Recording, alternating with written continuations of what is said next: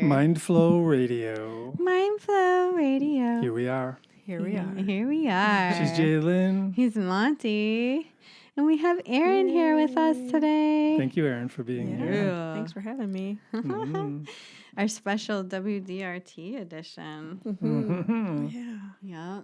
Once a month. Yeah. Shout out to all the locals. We love you.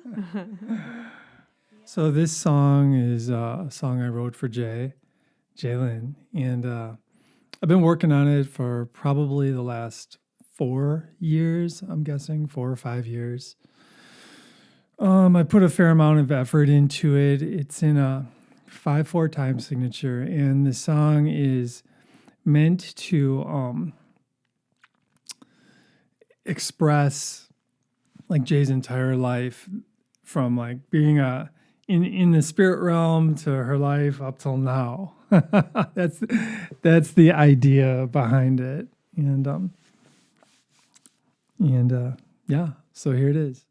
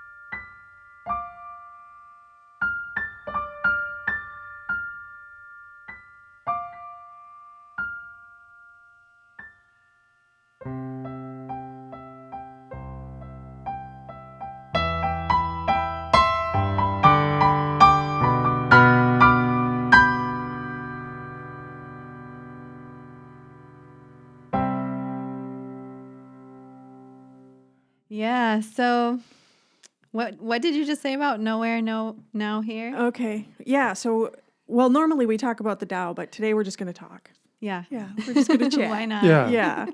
Yeah. Open mic Sunday. How about that? Mm-hmm.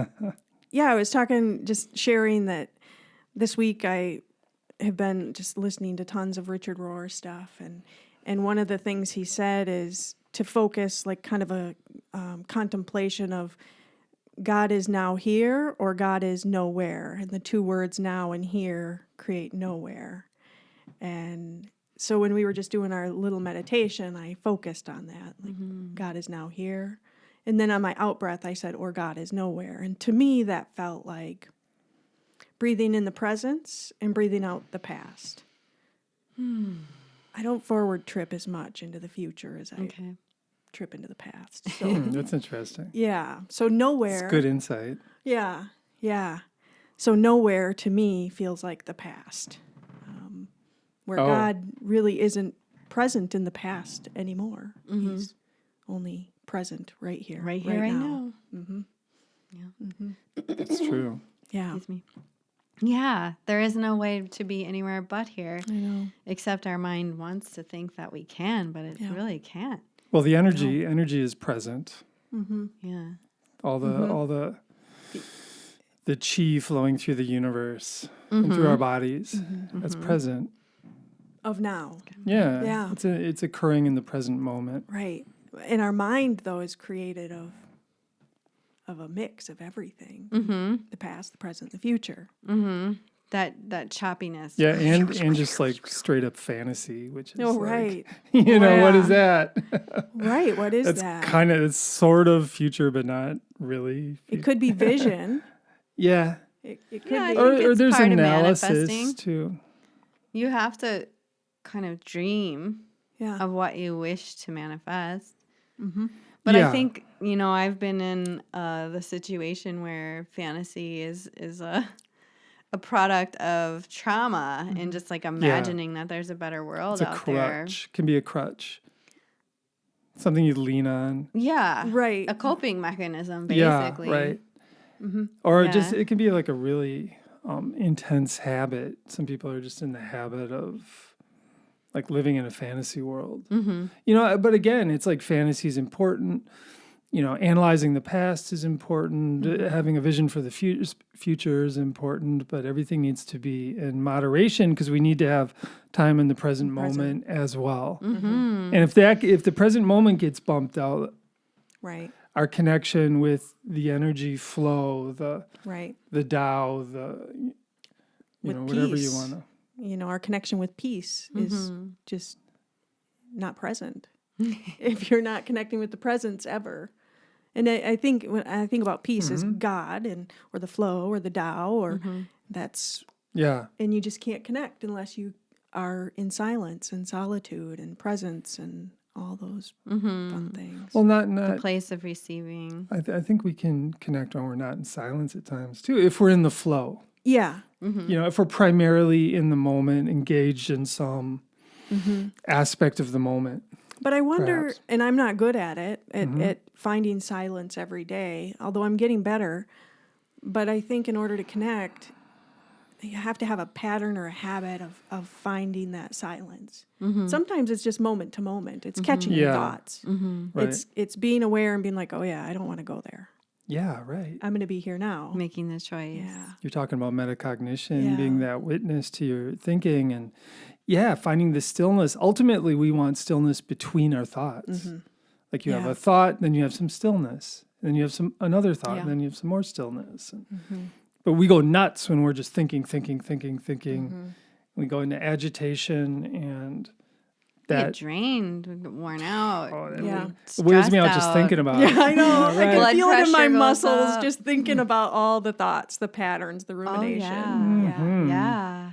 Yeah. The rumination, and when you think about an animal and what it's doing when it ruminates, and that's what we do with our thoughts, and we regurgitate it into the present moment. We regurgitate the past into the present moment and chew on it. Yeah. We try to fit it in the box. Yeah. We're just trying to fit it in this box that exists now. but it really doesn't exist anymore. Right. But we keep trying to pull it in that box. Well, we keep it existing by bringing it into the present moment. We make it exist by holding on to it. Yeah. Well, and reliving it. And not even to mention flashbacks. I mean, right. I had a full-blown flashback the other day of something I didn't even see, you know, of Christopher's death, and it was just right there, and I'm like, oh my gosh. And I, you know, now I can realize that that's a flashback. Yeah. It's not real. And, but boy, are they powerful. Mm-hmm. But it was, you know, I was driving down East Avenue and coming to a stop sign, and I was like, wow, that's a flashback. Okay. And I just, you know, let it go, I guess. I don't know what I did. Just, I didn't put a lot of energy into it. Otherwise, it takes you to not the present. Right. Yeah, the skill of letting go, that's really a big deal. Mm-hmm. You know, and one component that can help us with letting go is just forgiveness. Forgiveness, yeah. Mm-hmm. You know, and having that ability to forgive ourselves. Yeah. That's what it you is. know, You know, I've been reading and a lot others. this week, and it just keeps coming back to self. Like if you are hoping to find a place of peace and joy, and which to me that means evolving, allowing your soul to evolve, then you have to keep working on your inside. You just have to keep going, and that's letting go and forgiveness. And knowing when to focus and how to focus. Because I feel that part of our cultural issue is that instead of focusing in, we focus out and we're like pointing. Blame, it's all your fault. shame. If like, what do you say? Like, if that group of people was gone, I would be happy, you know, and we just continue to do this Forever. And I feel like what's going on is we're just bored. And our boredom is like, well, shoot, what can I pick on? You know, because we don't have to figure out how to survive. We don't have to go work in the field. We don't have to go chop the wood anymore. You know, there's gas in the city and all this stuff. We don't have to feed the horses so that we can make it to our neighbor's house. Like, our workload of survival is so small right now. And we're just a bored culture. Yeah. Yeah. Well, and we're a power-hungry culture. Yes. So we're dominated by plays. power. And, you know, I think a lot of that power is the masculine. And historically, the masculine story is aggression and dominance. And then you have to other people. You have to imagine that you're better than them. And then you're going to dominate them and take over. Part of the masculine experience, too, though, is just protecting the tribe. Yes. Just saying. You know. Right. It's especially when you have that tribe. But I think if you don't have the tribe, and well, then you're just protecting yourself. Then you're just protecting yourself and creating, I don't know, friction and violence and. Well, there's the part of just feeling that you're always in danger. Right. So the beauty is to pull the masculine and the feminine together. Yes. And if imagine Within your tribe is the ourselves. world, humanity is the tribe. You know, we like to even live in our own fantasy where we have this really cool tribe of people, and it's true, we do. But the reality is that our real tribe is all humans. Right. And how do we have to balance the feminine that pulls us together and the masculine that protects us. It's interesting in the Tao Te Ching, it says to be balanced is to, you know, the masculine, so you know the hard, but you stick with the feminine. You stick with the soft and the flowing, and then you have balance. Wonder what knowing the hard means. I mean, how do you imagine that Knowing you the know? to me, knowing the hard. I mean, I relate it to Tai Chi. Yeah, that's what I was thinking. So knowing the hard Being able is to knowing defend how yourself. to defend yourself. And, even emotionally knowing how to defend yourself, you know, knowing how to defend your people, boundaries. that whole thing. Sure. You know, because there's a time and a place for that. Yeah. You know, but I think what you just said that I want to talk on is knowing.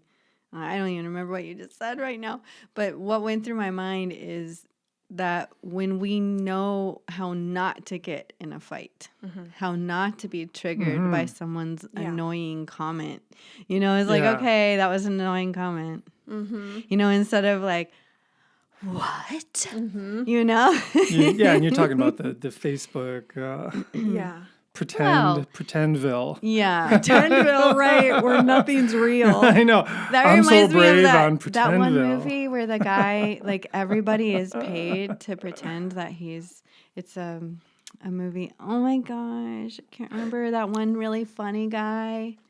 Anyway. Adam Sandler? Is he Nope. funny? No, it was. I mean, he's funny, but Good it try. wasn't him. It's the other guy. But the Truman Show. Yeah. It's the Truman Show. Okay. And they like literally, it's this whole fake town all around this guy, and he thinks this is real life. Yeah. And then he figures out that he's living on a set. You guys never seen this? I've heard of it. It was so good, though. And I feel like that's kind of what Facebook is for us. Like, we think it's so real and so important. And we feel like we have to shove our opinion down other people's throats and think they're going to change their mind. Right. And I get caught in it here and there, like 2 times last week. And then you think about it, you ruminate, like, chew that cud, like, keep it present. And it's like, Well, maybe it's okay, though, if you then can take that and say, why am I triggered? Yeah. What is it about me that is triggered? Like, how do I feel about myself right now with that comment? And then work on that, ruminate on that, I guess, or try and figure it out. try to figure it out. And it right? could be just one of the reasons you're triggered is because you're spending too much time on Facebook. Right. And your mind is agitated just because of that. Right. But Well, and you kind of feel the divisive kind of energy all around you. So then when you see it, then you react to it because you don't like it. You want it to be different. Right. You wish it were different. yeah, that's true. I've been really thinking about how Pretendville or Facebook I like it. Pretendville. how it really represents. We represent our personal philosophies on that platform, and More than we would in person. Well, I mean, what I'm saying is I think a lot of people have been indoctrinated into believing the philosophy that you need to attack the evil. You need to attack. And then if you're attacking something, you're doing the right thing. But there's a counter philosophy to that, in that perhaps if we're going to create change, we're going to support the good. Support that change, be the change. Absolutely. Which is something I believe in. But it's just interesting when you look at it from a philosophical perspective. I mean, we all have philosophies. It's one thing we don't really talk about much because we assume that, Right. it's just, we don't go there. And they're built from, it's multifactorial. Like our philosophies are from childhood to Things that have happened to things that us. have happened, and then to how we've worked through it, what's worked for us creates our philosophies. Yeah, what the media tells us to, And then there's that. I mean, I how don't to even know. act. And I mean, there's all that part of it too, but it does. I mean, a lot of our philosophy comes back from our ancestors because it's just, it's handed down throughout the ages. I think there's something to this experience of being a part of our own survival. And when we are not putting that effort in through labor and through collaborative efforts of labor, service, then we have all this time to just debate. Or, I would challenge everyone to take that time to look in. And I think we've done that, right? A lot of people, a lot of the country during the pandemic has done that and has went in to a deep, uncomfortable place, I think, for a lot of people. It's probably why we're going to witness a lot of depression. Why are people so depressed? It's probably not because of the pandemic. Isolation. It's the isolation. And then what are they doing with that? Are they going in? And if you go in, it's a dark place. Yeah, if you go in without any guidance, tools, people, community, support. Yeah. Community support, Yeah. Yeah. I mean, I If you couldn't don't have done have this those year. things. I couldn't have done this year without you guys. Thank But you. I've been able to just kind of keep digging in Yeah. and digging in Yeah. because I have community and tools. And you can reflect, like, hey, this is where I'm going. Right. You know, instead Yeah. of just like going into this dark hole of self-judgment instead Yeah. of self-reflection, and how I've done all these things in my yeah. life, Right. and Yeah. and that's how a good could I? point. There's like the self-loathing, Right. Mm. You know, And then I share it. That's an epidemic, by the Right. way. Well, I Yeah. wasn't really talking about you. I was just talking about like the Anyone. person who doesn't have the Yeah. support and Yeah. doesn't have the skills or the tools. Then they're literally suffering with zero help out. I mean, that's there's it. helplines. I mean, the whole idea of the negative self-talk, or you mentioned self-loathing, I mean, that's something that it runs strong in our culture. I mean, that's been part of our cultural training, is to feel, we're not worthy unless we have the A, B, C, D, all these material things, and look a Right. certain way, and blah, blah, Yep. blah. And that leads to a lot of negative self-talk. Yeah. Yeah, And what, for sure. Yeah. as far as going in, digging deep inside within ourselves, if we do that in a constructive manner, where we go in there and with the idea that we can reprogram our subconscious thoughts, we can reprogram this, what goes on in our mind, our self-talk. At least somewhat. Yep. We for sure can. And We'll slip back a little bit here and there. oh but yeah, it of doesn't course, stick. of course, Right. right. Ratchet We know effect. better. Once you know better, and Right. once you become fairly skillful at that metacognition piece, which is being the witness to your thoughts instead of identifying with your thoughts, at that point you're able to identify when the chatter is unproductive, and you can Right. work against it. You can re-steer it, you can reboot it, Right. and then you're empowered. And it shouldn't be like, if we talk about the negative self-talk, which is important to kind of get rid of that, but we Reduce also it. don't want to go the other way, imagine What's if that called? you switch to your ego. Well, it would be kind of switching to ego, Ego. like, I'm the greatest, I have all the power, There's I a have word that Monte says. I can't remember. yeah. What is Well, it? I think the negative self-talk is ego talk as well. It is, yeah, you it know? is. It's all your ego. Yep. Yeah. It's not your true Well, self. yeah, right. I mean, and we can like kid ourselves. We could be delusional as well. But if we just take it a little bit deeper, a deeper step, let's look at our own souls. Let's look Soul at our talk. own. Yeah. Yeah, right. Oh, Right. we should call Let's this see the arrogant. souls I remember in the each word. other. Arrogant. What was that? I'm like over here, like there's a word, there's a word, there's a word. Oh, people are arrogant. Arrogant, that's Oh yeah, right. we're Right. super arrogant. It's one of our like cultural problems. Is Right. our level of arrogance is just like off Yeah. the charts. Like, I know the answer to this. right. And that's what I wanted to talk about. And you had sent me a text about Richard Rohr saying like the small point, or like we are Point all, of view comes from Yeah. a very small point. yeah, Yeah. and that's arrogant Yeah. to think that the whole world revolves around this one point Yeah. that we think is the right point. Yeah. Or I point to myself, but it's like, no. If we were all to come together with our human voices and our human perspectives, and our human stories, and say, every single one of us is right. But without all of our stories together, we won't get the whole truth. We all have our thread of truth and how we wove our story together Right. because of the experiences that we had, and so on and so forth. But until we're open to everyone's story, Yeah. and You have to see each other. and the PC crap Yeah. is bothering me to no end, and we're taught to like, I remember okay, the learning in PC school, is you have now to be PC. really. Oh, sure. Even those terms, to be politically correct. Learn to speak with political It correctness. changes so fast. How can you like possibly learn it in Right. school and be correct anymore when you get older? Why All you should have you to- even Point say being- correct? Yeah.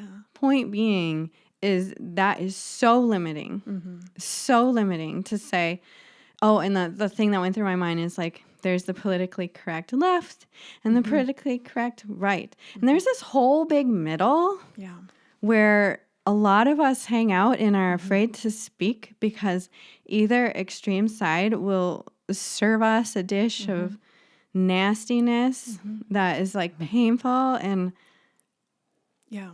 It's part of the, Richard talks about that a lot, the liberal and the conservative. Mm-hmm. And it's part of the natural evolution of the soul. And to identify with one end is a natural process of our evolution. And so you start to identify with one end, but then as you evolve more and more, you realize there's so much more than a polar. Well, right. It gets so Which is I'm in the middle. confusing too, because if you look at the words conservative and liberal, the conservative end of the political spectrum, they're actually not very conservative. They're willing to just blow cash on perpetual warfare. For example, that's not being conservative. And the liberals are supposed to be liberal and open-minded, and then they're kind of not that way either. So it's like, it's a joke. It's all such a joke. It is. And we have to come back to the middle. Because if you think about two sides, right? Even two sides of a tug of war, two sides of a game. At the end where they like... High five. High five. Like that's where we need to get to is that high five in the middle. Like the game is over. Well, the game of like sides is over and we have to like shake hands. We have to come to the middle and say, hey, I see you. Good game. But you're saying we need to respect each other.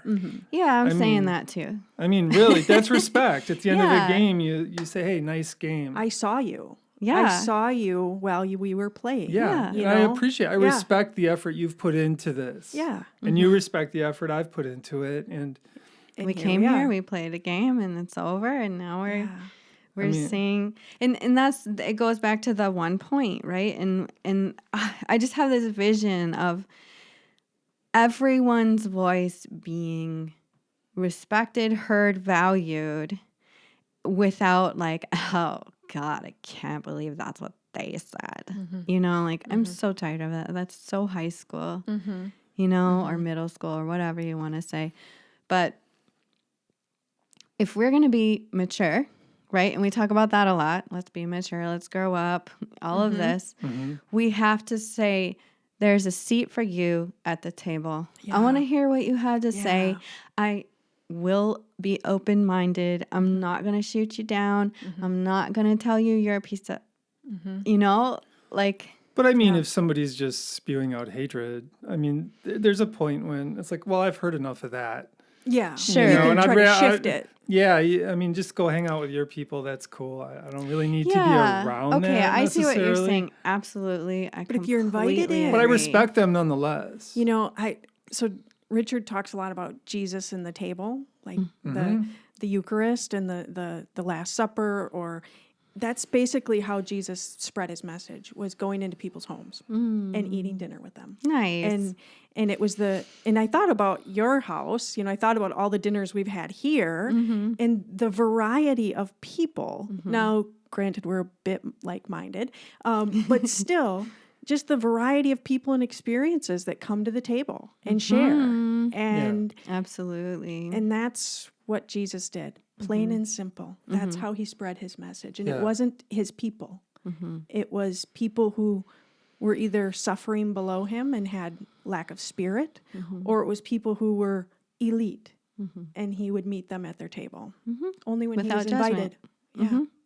Yeah, and that's exactly what I'm talking about. So I guess to be more clear, it's not just come to the table. It's like, let's come to the table of solutions. And if you have solutions, we want to hear them. But if you just want to tell us about how bad you hate that problem, we don't want to hear it. Right. No, that's old. It's boring. That is boring information at this point, because it's just so common. Yeah. Well, it's PC.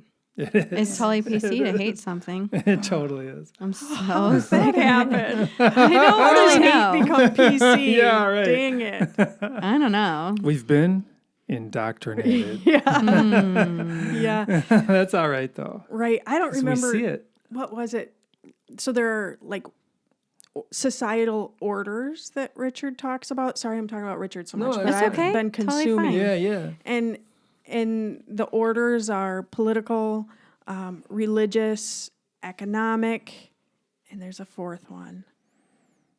But anyways, he compares the time of like the Bible to the time of now. Mm-hmm. And in the time of the Bible, it was religious order, right? It was the family order. Right, that's what kinship. So family and kinship is the fourth one. So at the time of the Bible, it was family and kinship, and that was the order of society. And now our order of society in the United States, not everywhere, but in the United States, is economic.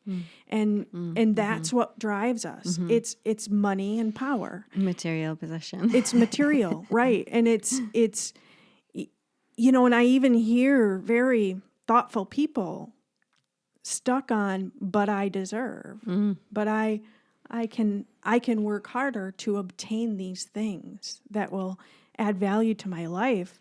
And I think as a society, that's what we do. That's so interesting that you say that too.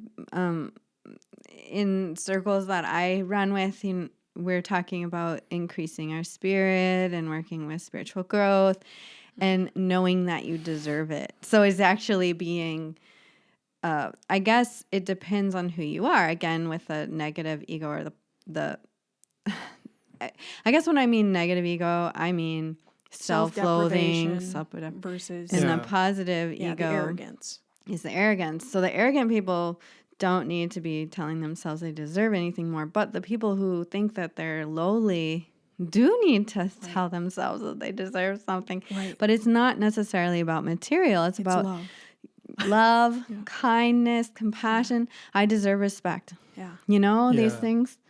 Well, and ultimately, too, if we can get to that place of being kind to each other. That would be so cool. Wouldn't that be great if that was PC? Yeah. Can you imagine? It probably will be. I think it will be. Eventually. It may not be our lifetime. Darn it. I give it 20 years. But I think even businesses are years. going to start to do that. I think businesses are going to start to switch to I've been looking into employee wellness, and a lot of businesses are focusing on mental health of their employees, period. Putting lots of energy and time into that. And that, to me, says we want people who can experience peace, love, and joy. And it starts with themselves. Well, and it does. And the bottom line is that if we can if those are mind habits, if kindness is my mind habit, if love is one of my mind habits, forgiveness is a mind habit, and I apply that to myself and I apply it to the world. And the more that philosophy spreads throughout the world, the more all of us can have good food. All of us can have good clothing. We don't need to hoard that stuff anymore. Right. I mean, we can share, and everybody can reap the benefit of and even organic food. Even right now with the pandemic, and when you think about the societal structures, I even at times catch myself feeling guilty for not being a consumer. Because I don't consume. I try to consume very little, and except for food at the co-op. Yeah, right. That adds Same. It's worth it. I think it's worth it, but I'm starting to wonder. Yeah, right. But our society is built on that. We are told to be consumers in order to support even Viroqua. I love Viroqua, but even to support Viroqua as a community, I need to be a consumer. There's no other great way to support Viroqua as a community other than to go out and shop, and then we buy things that we don't need. Well, I mean, we can support the community by sending out good energy as well. And people sense that when you see somebody at let's say a Quick Trip, and if you're like judging them, they know it. I mean, it's this like beyond words kind of experience. Or if you see somebody and you really appreciate them and you respect them, they feel that as well. Yeah. Or you're just open to them being in your presence. Right. That's a part of it. This like, oh, the less than. Yeah. It's this like, oh, I can't believe you're in my presence. You're muddying my sphere. Yeah. And it's like harsh. if we can just like be open. Yeah. Granted, if there's something really dangerous going on, we're not going to just stand there and be like, oh, I'm open, that's not what I'm saying. No. But I'm saying, like, if you're going into Quick Trip and you're like, we all have every right to be here. You know, Yeah. even the homeless guy standing outside. Yeah. You know? And all of us are miracles for having made it this far. Yeah. Even the homeless person, whatever. It's like, wow, what's the secret? We're all here still. That's amazing. Right. You know? Right. I mean, I think about, lately I've been thinking about meth a lot. But that experience, you know, that's a lived experience for somebody right now. And that's where they're at. And, So true. And how grateful should we be that they're still here? Right? I mean, that's the darkest of the dark, in my opinion, that I've ever experienced and witnessed. And they're still here. And I'm connecting with them sometimes. Yeah. Oh, yeah. It's amazing. Oh, it is. It just gave me goosebumps. Like, I'm just so grateful to be able to connect with them and give just shimmers of hope. And all you have to do is see them and love them. Right. That's, you know, and that's the magic of, I think that's the magic of Jesus too. Like, we could say that he performed miracles, but I think what he did was he saw and loved everybody. And I think that was the miracle of Jesus. I'm not sure that there's any more magic than that. Well, I agree. And then when like a healing experience happened, he would say, your faith has healed you. Yeah. So he's telling the person that their mind has healed now. Yep. Because they were open to believe that it's possible. Yeah. It's the God spark, right. you know? They believed it. Yeah. And so it worked. Yep. And so, bam, that's the power of the mind. Right. Bam, that's why we don't believe in, like, sending out hatred to other people. Because that's heavy. Yeah. I'm trying to destroy somebody with my mind. Oh. I mean, what kind of karma does that create for myself? Yeah.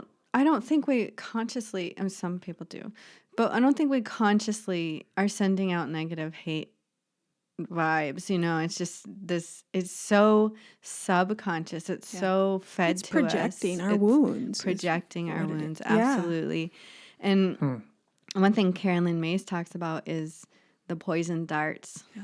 And how we throw them and we receive them without much conscious thought, you know, and any time that we do the point, it's like throwing the dart, you know, and that just creates more karmic work for And them to pain. work through and you. Yes, exactly. It's just and what is Time it? we I get think beyond that.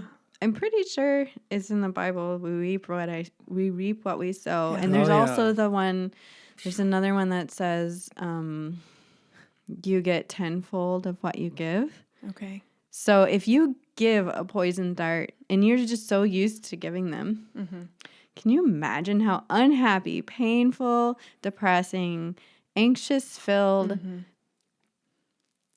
It's what we are experiencing Yes. right now as a society. I know. Yeah. That's You know, it because really it's is. PC It's that we're working to throw through. poison darts. It's karma. It's yeah. societal karma. Okay. Yeah. Oh, man. So what's our solution? I think I've been complaining a little bit today. Finding that peace in our minds Yeah. and sending out good energy. Yeah. And feeling that Self-love. good energy. Yeah, right. That's the thing people do not realize is that if I am sending out bad energy, blame, hatred, anger, it's going to get reflected back at me. My mind's going to get in that habit.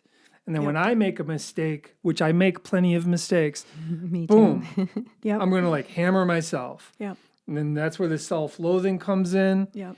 And then I just feel terrible. And then I find somebody else to blame for something, and it like takes me out of my own self-loathing for a moment. Right. And it's vice versa. It's like that So mind habit. if I'm self-loathing and I'm sitting here and I haven't hurt anybody, but I'm just hating on myself, I'm going to send it out. And if somebody sends it in, or I don't know where I was going, but it's vice versa. definitely It's cyclical. both ways. Yeah. It's a flow. You get caught in those cycles, Right. and then there's whole masses of people just involved with that cycle, and it just leads to misery.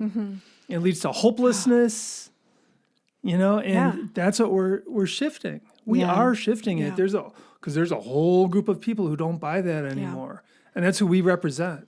Yeah, That's true. That's what Jesus represented. I mean, that's what I've been cool. learning. I mean, that's exactly what he represented. Is this Okay. group of people who were just kind of like, well, this just doesn't work. These pharaohs are hurting us. Yeah. And how can we think differently? Mm-hmm. And then they killed him Yep. because he was thinking different. If he died. Yeah. Some people say he just went into a yogic Sure. trance and then slowed his heart rate down so much. And then they thought he was dead, and then he just walked away, and he saw his buddies the next day. He said, "Hey, I'm here. I'm leaving. See you guys." At least that's one. Well, one I can angle presume on he's it. dead now. Yeah. Right? Whatever 2,000 happened years then, ago.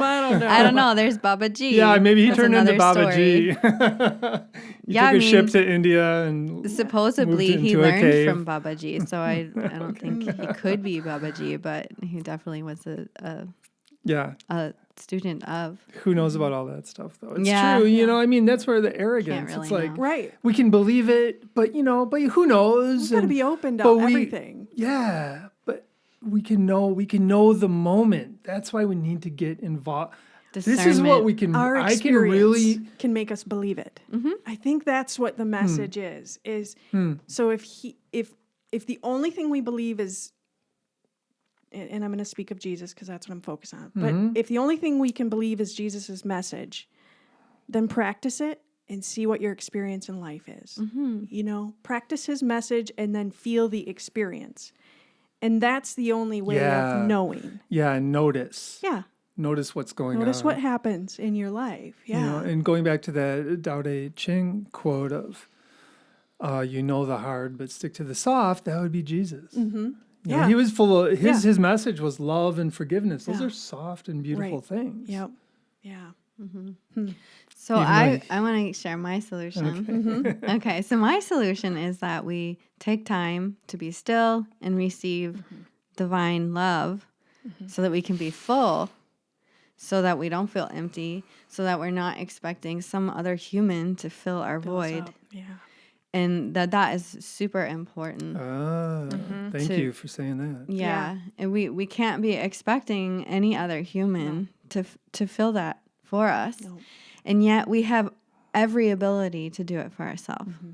And at least that's how I feel. And if we are going into the world more full, then one, we know where our boundaries are, and we know what to let in and what not to let in, and we know how to let everyone's voice be heard at the table, but not be a victim or a goo-goo-eyed student, Right. Not idolize. Yes. Yeah. Yeah. So we are whole because we are full, and therefore we can learn without getting caught in someone else's ego or without feeling like all the bad things always happen to me and nobody's giving me the love I need. And Right. Because it's about the divine in yourself. Yeah. It's your connection to the divine. Yeah, and then if you can really sink into that, perhaps you're just far less likely to believe other people's philosophy or the indoctrination. The indoctrination. It's not even other people, right? It's It's like this. it's the energy of society and of Part of society. I mean, we Yeah. represent part of society too. yeah, we represent like the center of Yeah. the balance, where we're like, okay, we see you all over here and we see you all over here. And you can continue to be over there, but it's much more stable in the center. Feels really good It here. feels better. Yes. Yeah. Back to Really the nice. back to hedonism. Yeah. It does feel much better. Right. Just being fulfilled Yeah. is a great way to. It feels really good, Yeah. and it's It's stable. It's a stable feeling. It's a steady feeling. balanced. Yeah. Yes, physically. Because if you're way on emotionally. any side, anything could make the scale tip. Right. And any emotion, one more poison dart, you're done, Yeah. But And if the more you're you in hold it, the narrower your swings are going to be, because we're still Yes. going to swing in and out. Oh yeah, in that's and out. true. But the more time you can hold that energy, Yeah, the fewer and less harsh the swings are into, into a grandiose versus a really, depriving status.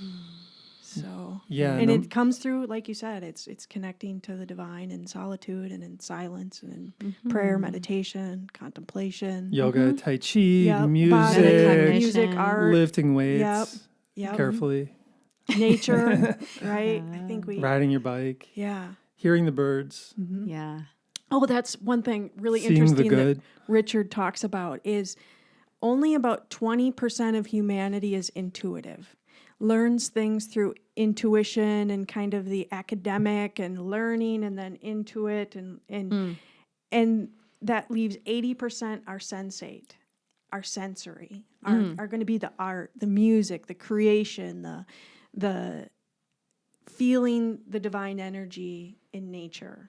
Those are going to be more, and I think we hear that a really lot. Interesting. Right. And that's, in his way, that's one of the ways he feels like the church or Christianity has failed because we've said that that's not right. That's not how you connect to God. You connect to God with all this order. And giving us money. Yeah, and giving us money. Well, that's how you connect. Yeah, that's a whole other issue he talks about. But yeah, nature and the senses, and so many ways. Find your way. Yeah, find your way. Use your strengths and use them wisely. And in the process of doing that, of getting into the habit, bam, we're rewiring our neural connections in our brain. There's a physical change that's occurring as we develop these habits. And that's why it just feeds on itself. And the more balanced we can become, the more connected we can become. Bam, the more our brains shift, evolve. And then we just feel different. The conscious evolution. We're all going to get there. That's the other thing too. That's what Buddha says. We're all going to get there. It might take a long time. It might take 100 lifetimes. It might take for some. more and it might have been 100 lifetimes. We might be there. Yeah. We might be in that. This might be the lifetime when we collectively take some kind of quantum step into a new type of humanity, a new way of living. Yeah. I so look forward to 20 years from now, and I pray we're all still here and that we can be like, so. Yeah, I know. You remember back in 2020, 2021? Yeah. You remember all Let's that stuff we reflect a said? little. Yeah, I know. I think it would, I do have some people, or basically just one, my dear friend Layla, who's just been on this journey with me forever, or what seems like forever. And we can kind of pass trip and be like, what did you think you wanted then? And we can talk about that. We did this week, like 10 years ago, where'd you think you were going to be? We were able to share that, and then share where we actually are and how close we got to where we thought we were going to be. And so, in 10 years, it'll be fun to see where we are. Totally. We'll have a big bonfire in 10 years and hang out with it. Hopefully Kyle's still spinning fire at that point. Yep. Probably in will the drift be. list. Yep. Make sure. Yeah. So I just want to give a shout out and Corey. to all of our Mindflow radio community out there, and thank you for contemplating with us and holding space for us as we are human as well. And just big thank you. Big thank you for being here. Anyone else have anything else to say to our friends out there?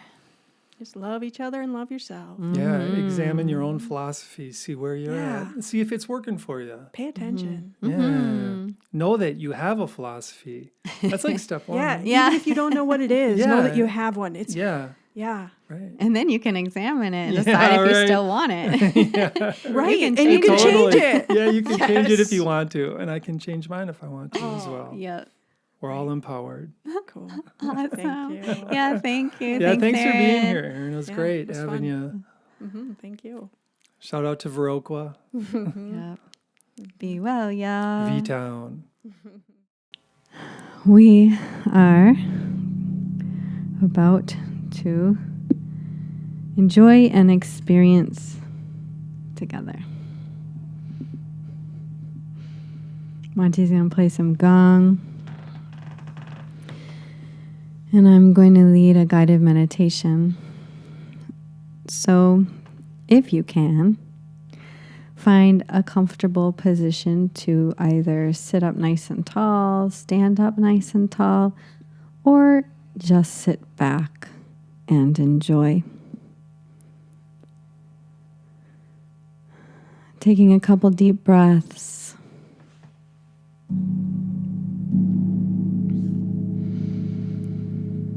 Breathing all the way to the bottom back of your lungs, all the way up to the top. And as you exhale and release the breath, be gentle, completely emptying before strain or stress, and then begin your inhale again.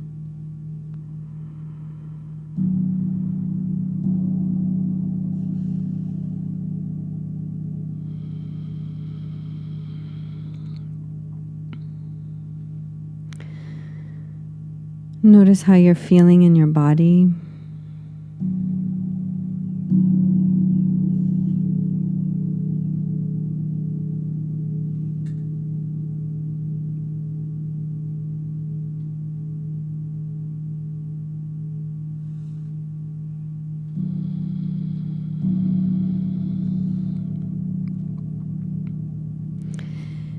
Bring your awareness to the top of the head.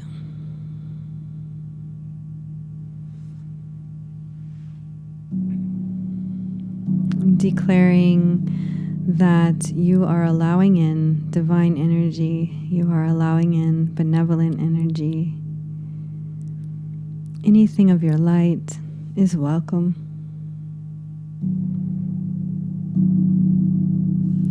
You are declaring discernment and acknowledging what is of your light.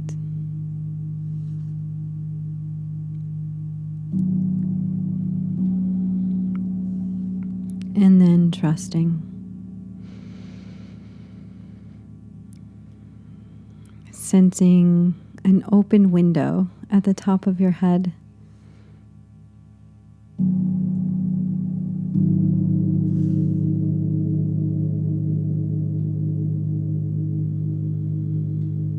And this open window has a screen in which the benevolent can move through, and all of the mosquitoes and biting gnats and biting flies and all of that is stuck on the outside.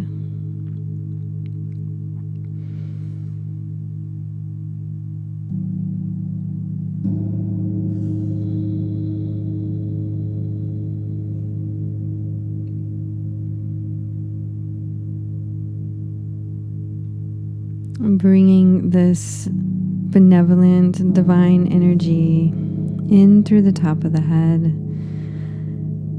and feeling this in your brain.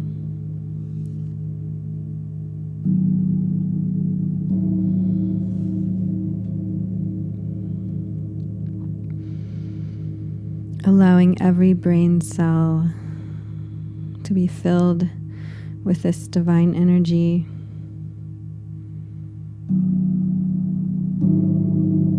You are receiving.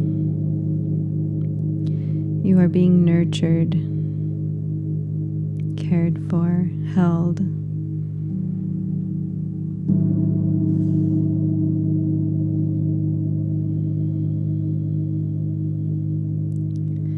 And drawing this energy down the spine.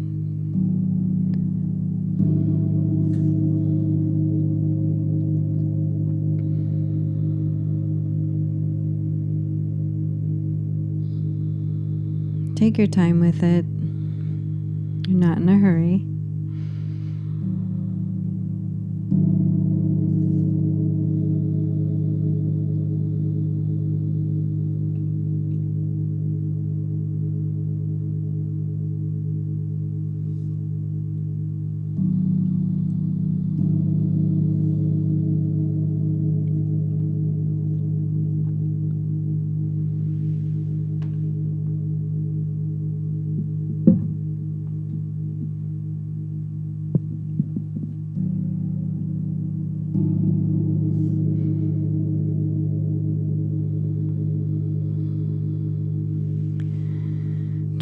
awareness down all the way to the tailbone, filling your spine with the light and love of the divine.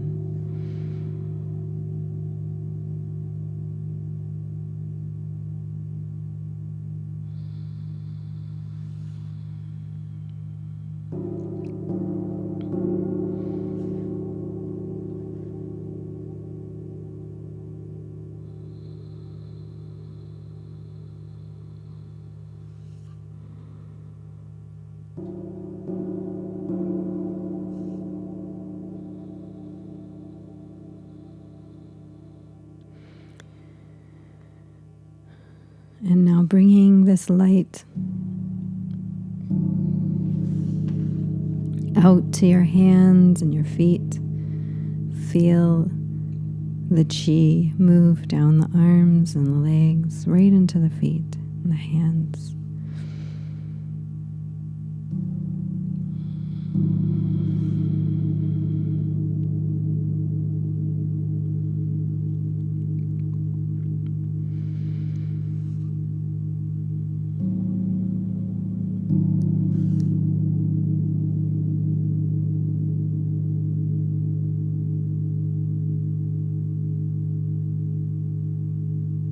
Filling up, completely feeling fulfilled.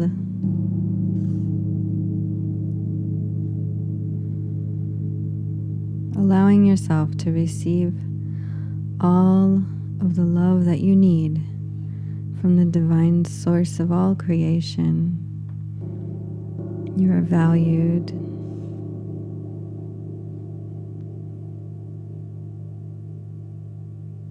You are loved.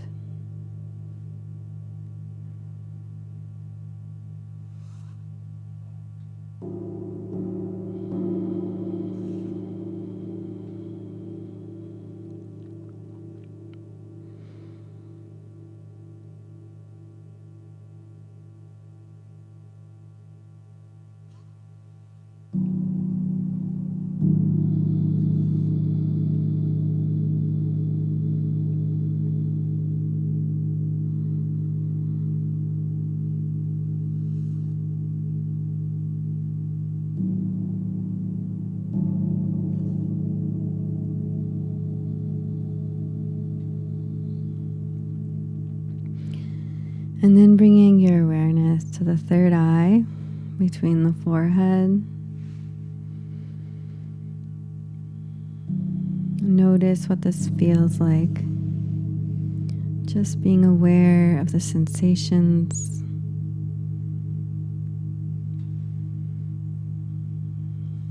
Imagine that you can breathe in through the third eye, through the brain, all the way to the back of the head, and exhale back to the front of the third eye.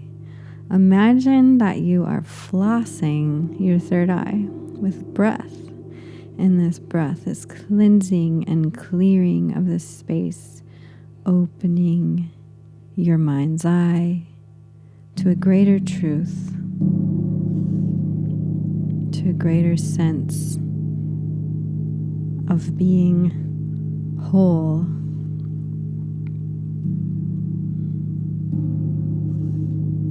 Being a part of the whole cosmos and the whole circle of life. You are interconnected.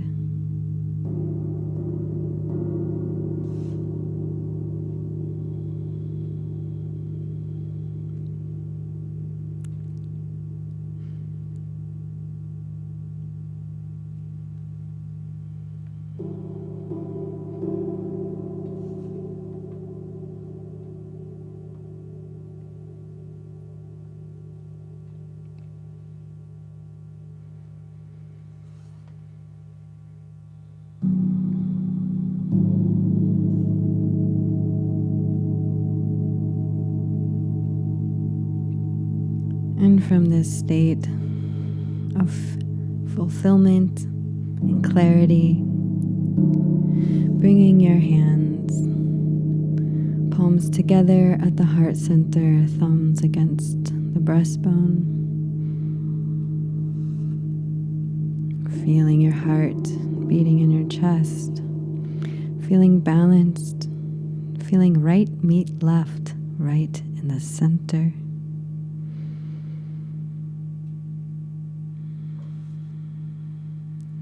Bringing your awareness to the breath, again breathing all the way to the back bottom of the lungs.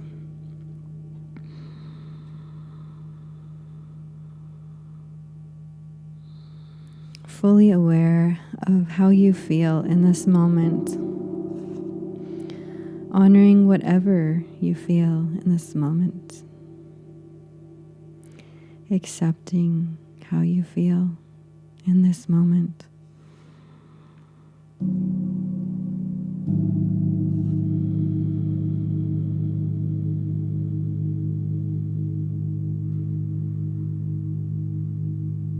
Know that you can come back here at any time by carving some time into your day and breathing and witnessing, opening to receive, be fulfilled.